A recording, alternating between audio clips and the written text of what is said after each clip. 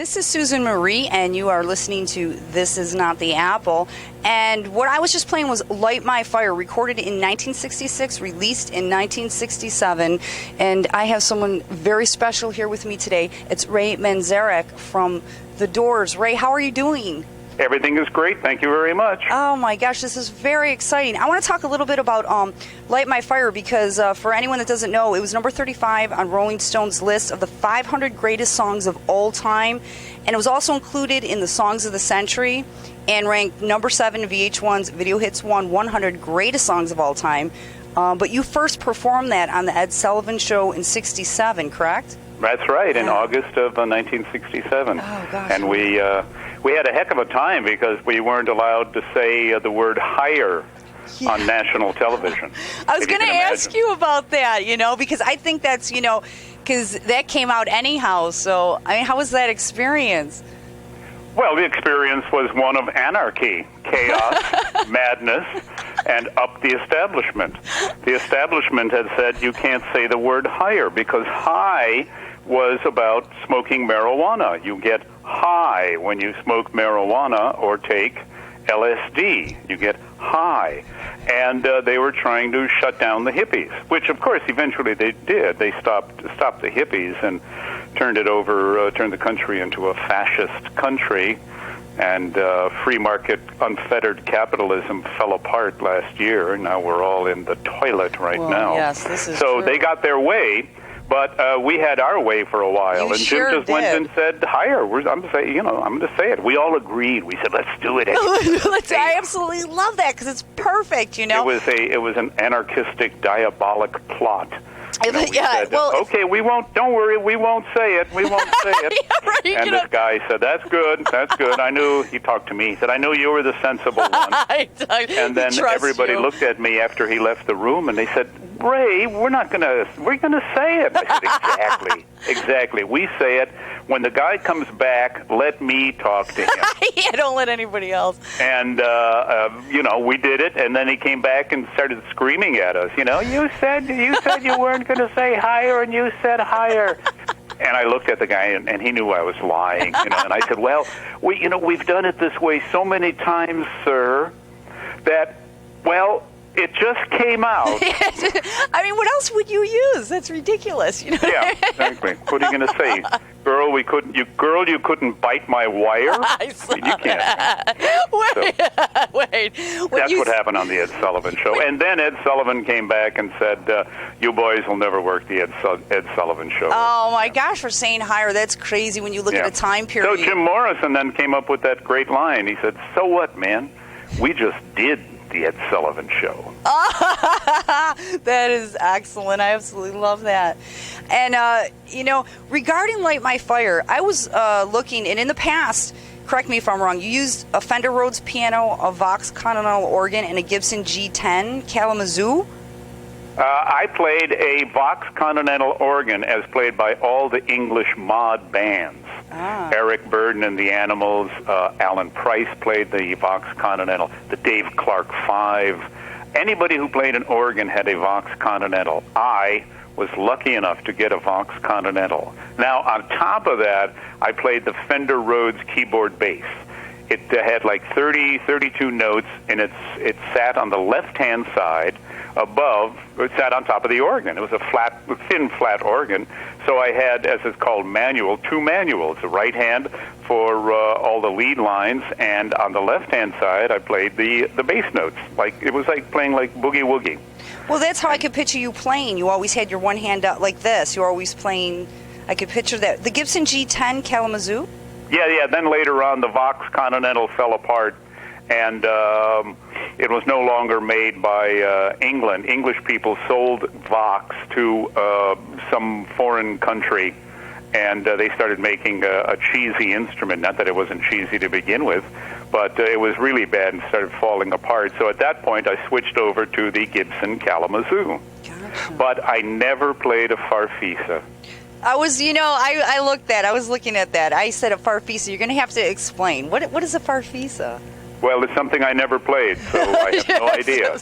I think it's Italian. It's Italian for penis. Oh my goodness! Is that now?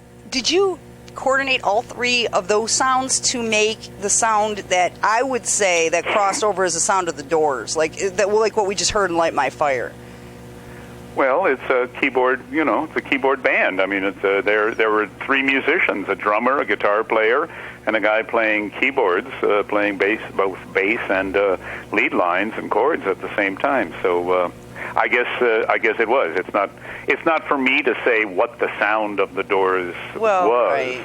It's for other people like you. It's true. I do think so. I mean, like, cohesively, all of you make the sound of the Doors. I'll say one sound that people can identify with very much. Sure, it's the introduction to "Light My Fire." Hey, that's the Doors. That's the Doors. Well, there it is. Dun, dun, dun, dun, dun, dun, dun, dun. That's all you have to hear. Pop, ba, pop, pop, pop, and it's the Doors. It's very true. And I was looking at some of your influences while living in Chicago. Our Thelonious Monk and like John Coltrane are some of them. Now, how's that helped you to shape you as a musician, but more so with your keyboard work? Well,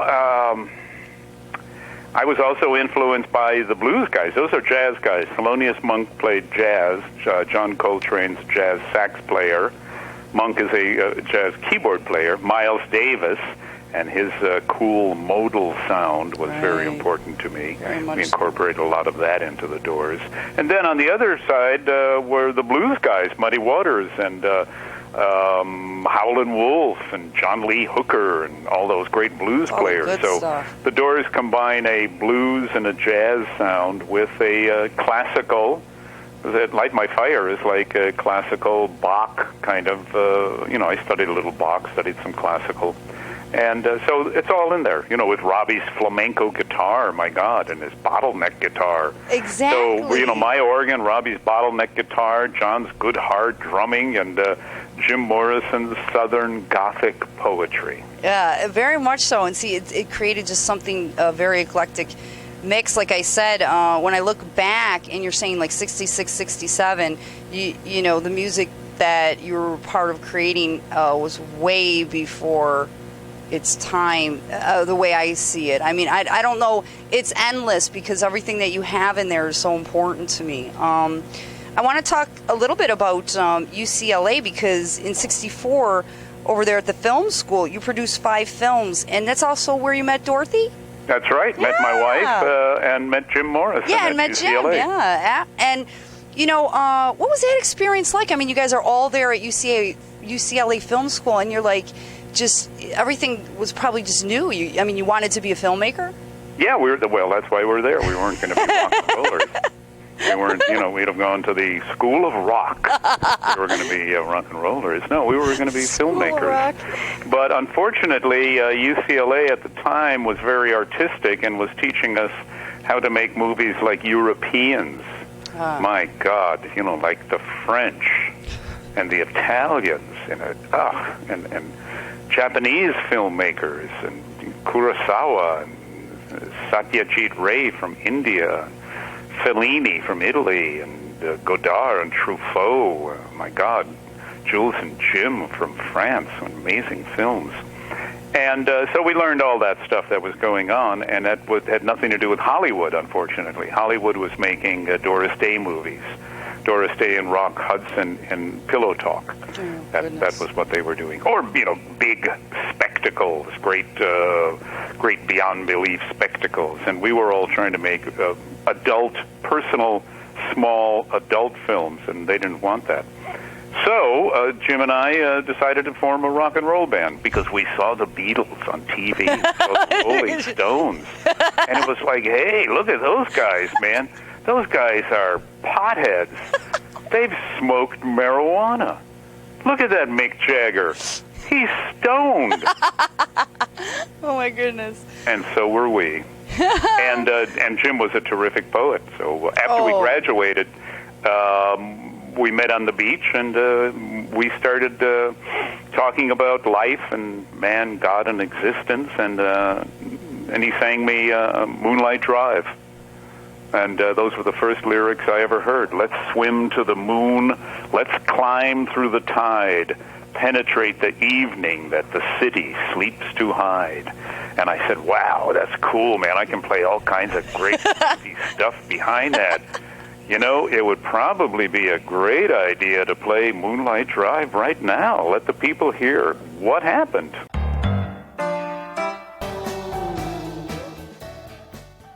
I love that tune. And when I look at the concept of how that created, you know, spans of years of careers, it's just amazing to me. I mean, those kinds of times to me don't exist anymore. So it's very sacred to me, times like that. And it leads into, I wanted to ask you about Oliver Stone's depiction of all of you guys in The Doors, you know, on film. Was that accurate to what actually occurred? Yes. Yeah, good. I absolutely adore that movie. And that's why I look at that and I'm like, you know, it's really amazing because, again, like just how you tell it, it seems like it's simple, you know, how you guys came about, but like I say, it was your time, you know? Yep. Now, listen here, this is exciting. Coming out probably before the year is up will be the Doors documentary with the actual Doors playing the Doors.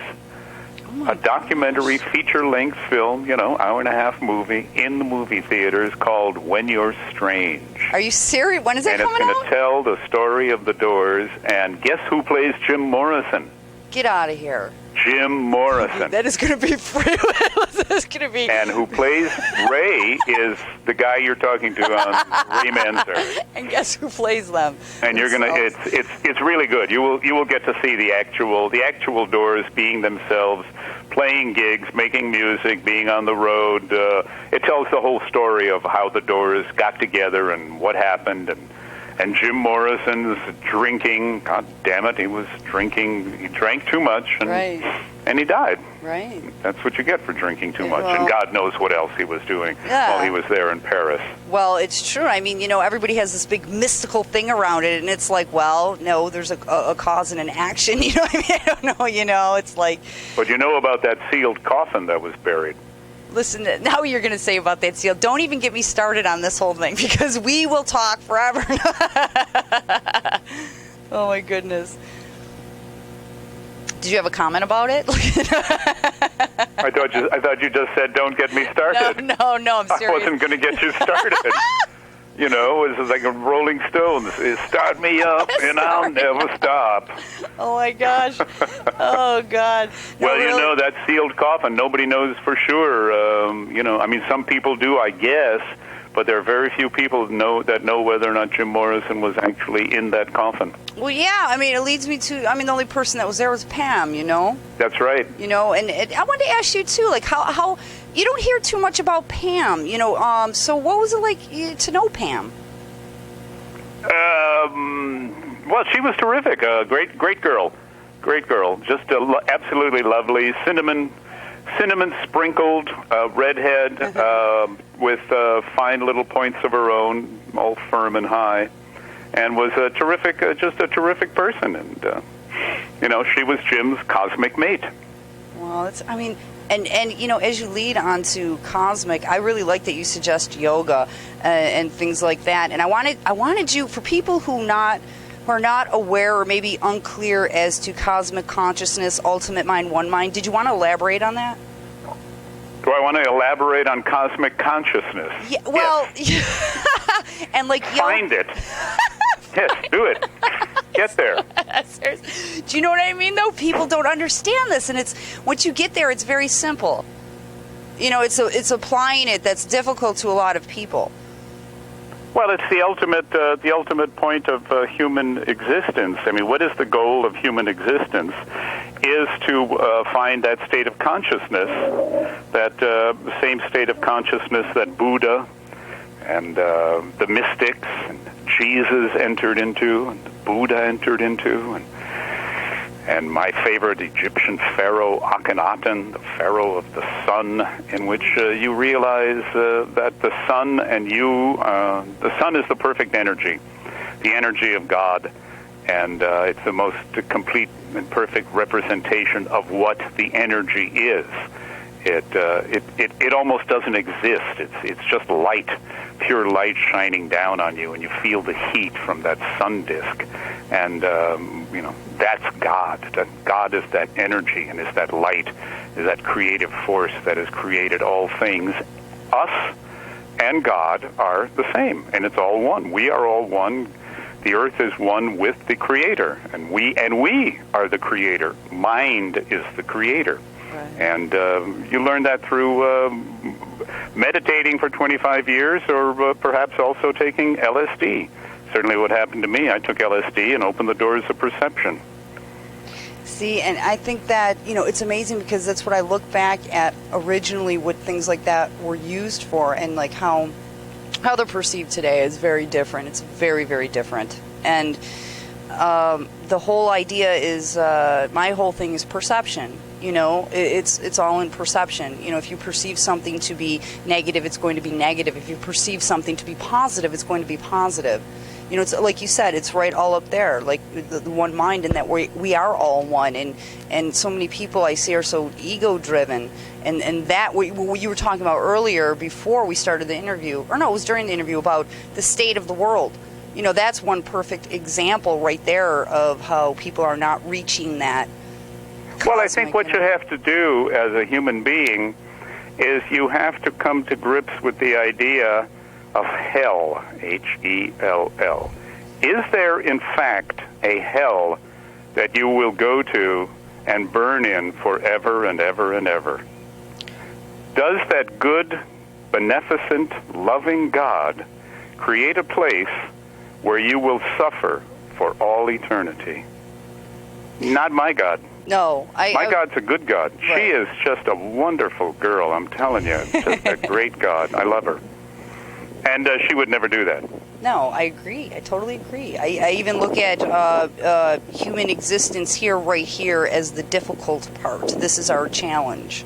This is our, and I don't want to say a test, but it's like we're all here to reach that point of, realizing what it's all about. And I don't believe in a hell where we're going to burn and go and it's going to be bad. I look at the afterlife as a blessing for getting through what we have to do here on Earth. Well, I think the afterlife is is if anything, perhaps the true life. This is like the dream. We live this dream for 70, 80, 90 years, and then we go back into the light where we came from. And then we go back into existence, and then we go back into the light. And it's sort of a cycle that just goes on and on until the universe shrinks back in upon itself and, bam, makes the Big Bang all over again. Very true. And it's, so there's nothing to worry about. You're not going to go to hell. Exactly. And see, everybody's so caught up on these things. Fear is a big one. Fear is what drives the whole, everything that's going on in the world right now, especially in America. We're afraid, Very afraid. We're just afraid. But don't be afraid. Everything will work out fine. You'll have a very good time. It's a good planet. It's a well-designed planet. And I also think that we are the designers of the planet too. Oh, people have said, "Well, let's see, how do we make babies?" And then, back in the void. And then somebody said, "God, let's have men and women." Oh, great idea! Great idea! Back there. And then they put these two parts together, and it goes squit, squit, squit, and babies happen. And the girls all said, "Great idea! Great idea!" So, and it goes on from there. So it's it's opening the doors of perception. That's what you do, and that's why LSD came along, for immediate consciousness. After a couple of trips, you get the hang of it and figure out that you are God and everything is one. So that's what happened to the Doors: Jim Morrison, John Densmore, Robbie Krieger, Ray Manczarek. And you know what the thing is why I look at that time as being a very sacred and special time is because things that are created now and the chemicals and things that they're mixed with is just not the same. I think you will agree that what was created back then, and even in my experience, whenever I had tried to experiment with something like that, it was awful. So that's why I look at things like that to go, well, you can't compare these things to like what we just spoke about, and then someone, it all depends on the time and well, your state of mind for one, but I think things back then were a lot more pure. It's just my opinion, and I feel very connected to those times, although I was born in 71, so I feel totally gypped. I totally blame my mother, and I tell her, I was the last one born. I should have been born way back, to experience those times. I feel so connected. I feel very connected to those times. Well, those times, it's always there. It's just a matter of whether or not you have the the openness to plug into it. It doesn't really matter when you were born. It matters whether or not you can plug into that openness to life and just open yourself up and just go out and have great experiences. I mean, good and bad and up and down and dark and dangerous and silly and happy. You just open yourself up to life. But you have to break out of your shell, and you have to, it's kind of tough because you have to realize that the invisible world doesn't really exist. That what you just said is so important because literally, like the past year, I just went through a whole bunch of progressions, and it's important because in all that I do, if you put yourself out there in any manner, you're going to be loved and hated and whatnot. And you can't care about those things. You have to care about what's inside, what's driving you, what you feel is right and good to do, and live your life how you're meant to live it. But within that, everything around you kind of doesn't follow you, but you find a couple people that follow with you that are like-minded, and that's such a blessing to me. But in that, it's sometimes difficult to, I want to say, be this human and this spirit kind of person, and you have to evolve it together to operate on all different levels with all different people because we're all over the wavelength, So I don't know. Sometimes, some days it's easy, some days it's more difficult. But I say as I keep going and meditating and doing that, it becomes easier and easier to just not care so much about just really silly things, Well, just don't take white powder drugs. Don't do that stuff. Lay off the white powders. White powders. The heroin and cocaine and crack and all the others. What OxyContin? Oh my gosh! That's like huge. That's crazy. I can't believe it. Don't do those. Don't do those Michael Jackson drugs. Lay off that stuff, or you'll get as weird as he became. I saw he wasn't like that. I met Michael Jackson and Paul McCartney when they were recording that. Whatever the song, the girl is mine, she's mine, no, she's mine, Michael, no, Paul, she's mine.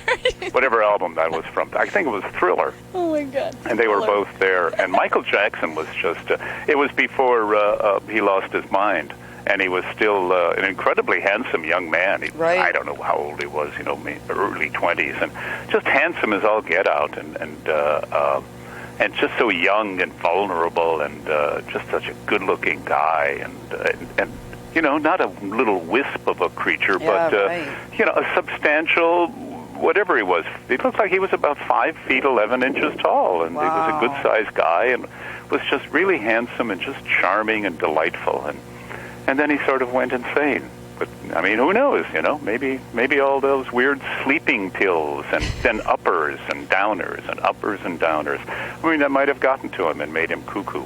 So lay off that stuff and just stay strictly psychedelic. Yeah, because little consciousness expansion. That's why that good green herb is put on the planet.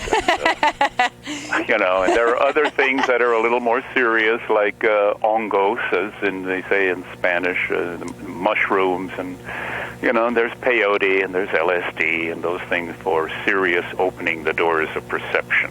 See, that's one thing I've never delved into when you say peyote and mushrooms and things like that. I think that it's all psychedelic. It all does the same thing. It just puts you one way or another, puts you in touch with the planet, the energy of the planet, the energy of the universe.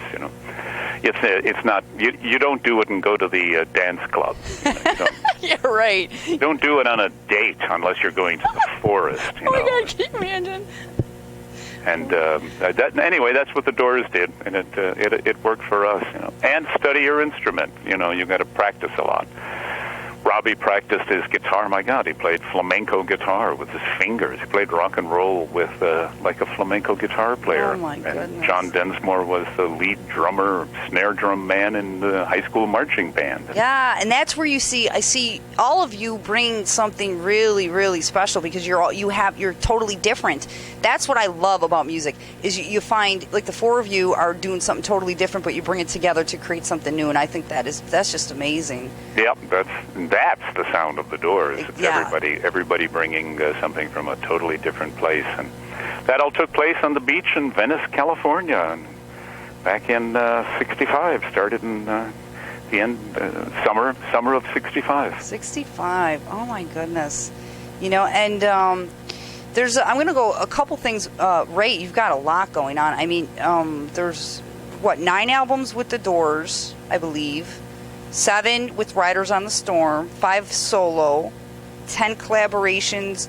I want to talk about your books because as a writer, you completed 4 books, right? You have Light My Fire, The Poet in Exile, Snake Moon, and The Doors' Myth in Reality. I'm interested in Snake Moon. What drove you to write this? Because the other ones are kind of like Doors related and stuff like that. And then everything can't be Doors related. I know it should be Doors related, but I do have a life outside of the Doors. In my life, I have a life outside. In my life, I realize that in the public, you have no life outside of the Doors. Yeah, just tell us more about the Doors. Yeah, isn't that freaky? That's got to be really freaky to be put up in the public eye like that. I cannot even imagine. So Snake Moon is a ghost story set in the Civil War. Oh, Civil War. Civil War, and it's a story of forbidden love. A ghost story of ghostly love.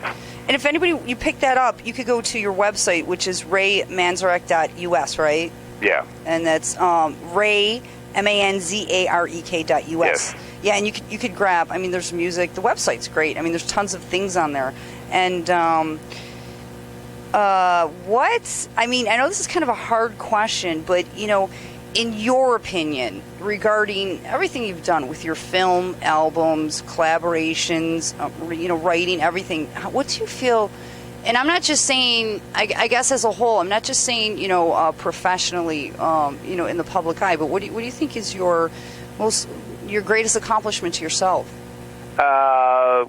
Probably getting married to Dorothy Fujikawa and making love for the last 45 years. That is absolutely beautiful. I would say that would probably be certainly the greatest joy of my life.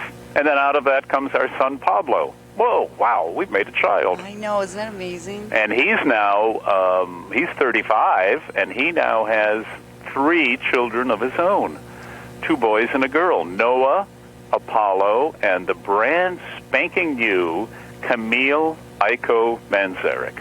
Aiko, that's interesting. That's Dorothy's Japanese name. Really? Yeah. So Camille Aiko Manczarek. That is wonderful. She's about 2 months old now. Oh my God! I think it just keeps on going. Well, I think it's beautiful that you guys keep it together during all of this, through everything. I mean, that to me is amazing. That's a blessing. It's a beautiful thing. You know what you have to do? You find somebody that you can talk to, that you can share things with, and then you have sex with that person. And you do whatever you want in bed, and just go for as many orgasms as possible. This is true. See, and then you do it again the next day, or a couple of days later, whatever. But you have to be able to talk to the other person. You have to share something. So we share the world of art, cinema, and art and theater and museums, and so Now we're living in the country. Now we're country folk. Oh, that's nice. So we've moved out of Los Angeles and moved to the Napa Valley in California. Oh. And it's wine country up here. I was just going to say that. And we grow vegetables, and we've got fruit trees and a lotus pond out front and bunches of flowers. And so now, now as the last third of our time together on the planet, now we've entered that. So now we're country folk. So we've gone from the big city slickers to country hicks.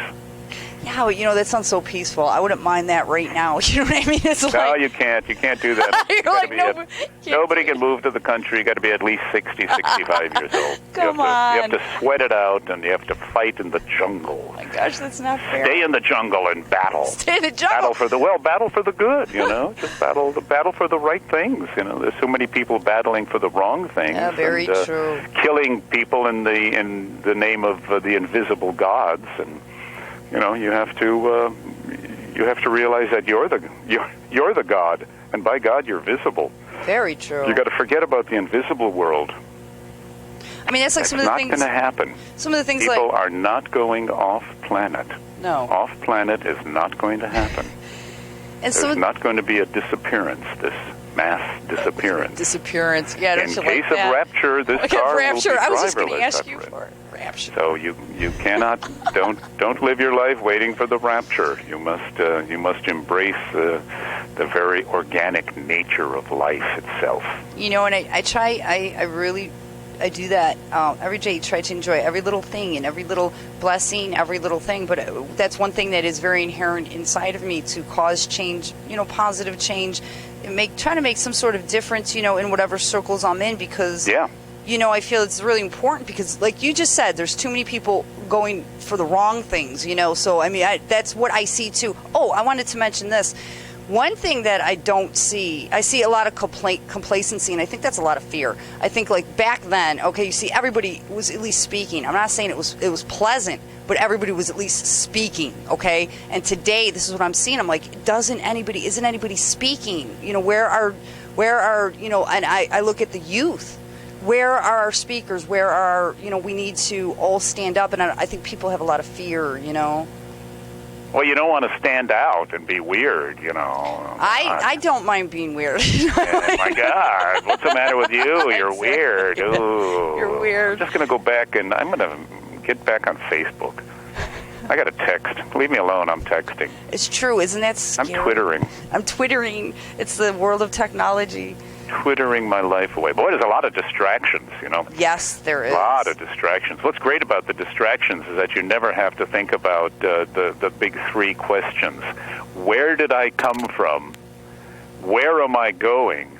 And what am I doing here? Right. That's what you have to answer. Where did I come from? Where are we going after this? What am I doing here? So you better answer those questions and stop tweeting. Very much so. I mean, our whole purpose, we have a purpose. Well, I feel very strongly we obviously have many purposes, but I'd say we have a main purpose. All of us have one great main purpose with a bunch of little ones, you know, on the side there.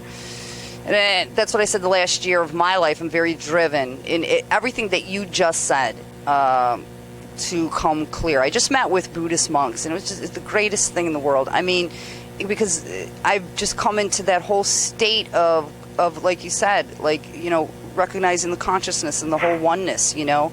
It's hard to describe that to other people or even try to talk about that if they're not at that place, though, you know. Yeah. You know? Well, I went to that's interesting because I went to a long time ago. Went to with a friend who was studying Zen Buddhism, and we went to one of the meetings, and the Roshi, the teacher, would have a short individual session. There were only like 20 people with each person. So I went in there and sat down on the floor with him, and it's like he gives you a little koan, a K-O-A-N, is a question or something that for you to think about and see if you can come up with the answer. And the question he asked me, which would be a great question for everybody that's listening to this show, what were you before you were born? Yeah, no kidding. What were you before you were born? Huh? What? I don't know. Well, then go think about that and come back tomorrow or next week or next year or 10 years from now. What were you before you were born? No. What a great question. It is a great question because we wonder why we do things, okay, and we have mannerisms and certain things like that, and why we carry things over with us, and we're doing things now. And I really believe it's from what we were doing before, you know, and of course it's there in what would be the subconscious, you know. So I look at things, we do things and probably don't realize it half the time. That's why studying that is very important to me, to understand right now. You know what I mean? Yep. So I think an interesting song to play might be Universal Mind. Oh, my goodness. The Doors' Universal Mind. I was doing time in the Universal Mind. Goodness. I was feeling fine. Did you guys... I was turning keys. I was setting people free. I was doing all right. Jim Morrison, some great Jim Morrison lyrics. Well, did you guys realize at the time what you guys were, I mean, really, did you guys realize what you were putting out there, the messages? I mean, the lyrics, the music, everything, it's just really amazing to me. I mean, when I listen to you guys, I have to be alone, like, don't bother me, you know what I mean? Yeah, the Doors are playing, right? Yeah, exactly. don't... Yeah, it's not a party like, band. It's no. Not, you know. You can dance to the Doors, but not really. Doors are for sitting down and listening to, and Very much so. bopping along with. Yeah, we knew what we were doing. Sure, of course. I mean, that's what we set out. What we set out to do is to get right in between the Beatles and the Rolling Stones. That's amazing. The Beatles were nice pseudo country and western harmony, something like the Everly Brothers. There were two guys from the 50s called the Everly Brothers. Great harmony, and the Beatles had that same kind of great harmony and great kind of poppy kind of songs, really good songs. And then the Rolling Stones were the blues guys. Right. So we were the psychedelic band. We were going to be right in between, combining the blues but we were going to throw in some jazz and some flamenco and like that. And that's what we did, and we knew we were good. Anyway, I did. I knew from the get-go that, holy cow, are we good? Oh no, truly. Wow, this is exciting music, and is it fun to play? It was great to play with Jim and John and Robbie. When you take had a great time. When you take all of you and look at each of you separate, standing alone, all of you are just, you could stand alone. So to put that together, you created something really, really, like I said, it's sacred. Really, that stuff is sacred to me. And I wanted to ask you, because a lot of the world, they see Morrison, they see Jim, as they say, the rock idol and all this crazy. I see him as a poet and like a theatrical kind of performer, but mostly a poet. If someone asked me about Jim, I'd say he was a poet. And I didn't know, how did you view? Well, that's why we put the band together in the first place. We were going to combine poetry and rock and roll. Right. When he sang Moonlight Drive to me, I realized he had great poetry. Then he did another song. We're just sitting on the beach in Venice, sunset, and middle of summer. And then he did My Eyes Have Seen You. Yeah. Just that concept alone of your eyes actually looking. We never think about that. But he says, my eyes have seen you. Let them photograph your soul. Memorize your alleys on an endless roll of film. And then there was Summer's Almost Gone. Where will we be when the summer's gone? So, they were all very poetic lyrics, and I could play all kinds of great music behind it. And all we needed was a guitar player and a drummer, and then we found John and Robbie, and bada boom, there were the Doors. Poetry and rock and roll, and in rock and roll you can play anything. It wasn't just we were going to play rock, jazz, blues, classical, flamenco. It's what our music is. whatever that is. The first album I picked up was Waiting for the Sun, and I think I was about 12. And it was just from that. It's just, when you pick up the album and I'm looking at the album, I miss albums, Yeah. And I was just like, I felt home. I'm like, somebody understands me. You know what I mean? It's like, it was just really great. Personally, as myself, we only have like 1 minute. Can you believe that? My goodness. I know. I could see. Ray, all right. Well, I want everybody to read books. Read some books, read some books and listen to some Jimi Hendrix. And, hey, did you meet Hendrix? And Janis Joplin. Listen to the Doors. Listen to that stuff from the 60s. We were all trying to open the doors of perception. We were all trying to be free. We were all trying to break out of the shell of the 50s, which we've all fallen back into, and because money is all we can possibly think about. And we opened the doors of perception. So I might advise all of your listeners to give it a try. Try to open the doors of perception. Try to put down your stop twittering. Stop twitching. Relax. Mm-hmm. Maybe do some meditation. Go for a long walk. Go to the beach. Go to the forest. If you can, and if you dare, drop some acid. But if you're afraid of it, don't do it.